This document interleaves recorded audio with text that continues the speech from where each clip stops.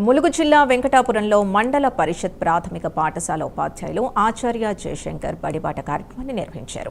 ఇంటింటికి తిరుగుతూ విద్యార్థుల తల్లిదండ్రులకు ప్రభుత్వ విద్యా బోధన కల్పిస్తున్న సదుపాయాల గురించి వివరిస్తూ కరపత్రాల్ని పంపిణీ చేశారు. ఈ సందర్భంగా రాష్ట్ర ప్రభుత్వం కల్పిస్తున్న ఉచిత విద్యను సదుపాయాలను సద్వినియోగం చేసుకోవాలని పాఠశాల ప్రధాన ఉపాధ్యాయులు రాంబాబు సూచించారు.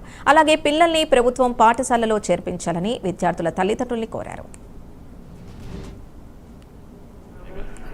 మా గవర్నమెంట్ బల్లో చేర్పించండి. 5 పైసలు కూడా మీరు కట్టక్కర్లేదు. ఉచితంగా పాఠ్య పుస్తకాలు, నోటు పుస్తకాలు, వర్క్ పుస్తకాలు, బట్టలు, టై, బెల్టు, టోపీ. రాష్ట్ర ప్రభుత్వం ప్రతి సంవత్సరం జూన్లో ప్రవేశపెట్టే బడిబాటని ఏప్రిల్ 25-26లో ప్రతిష్టాత్మకంగా ప్రవేశపెట్టింది. అంటే ఆ సందర్భంగా వెంకటాపురం మండలంలోని వెంకటాపురం ప్రాథమిక పాఠశాల ఆవాస ప్రాంతంలో ఈ రోజు నుంచి మేము ప్రధాన ఉపాధ్యాయులము, మా సిబ్బంది ఉపాధ్యాయులం అందరం కలిపి బడిబాట కార్యక్రమంలో నూతనంగా విద్యార్థులను చేర్చుకోవాలనే ఉద్దేశంతో ఈరోజు గ్రామంలోకి రావడం జరిగింది. మొట్టమొదటిసారిగా ప్రైవేట్ స్కూల్కి వెళ్తున్న ఈ విద్యార్థిని ఈరోజు వాళ్ళ అమ్మగారితో మాట్లాడి మా గవర్నమెంట్ స్కూల్లో చేర్పించుకోవడానికి ఒప్పించుకోవడం జరిగింది.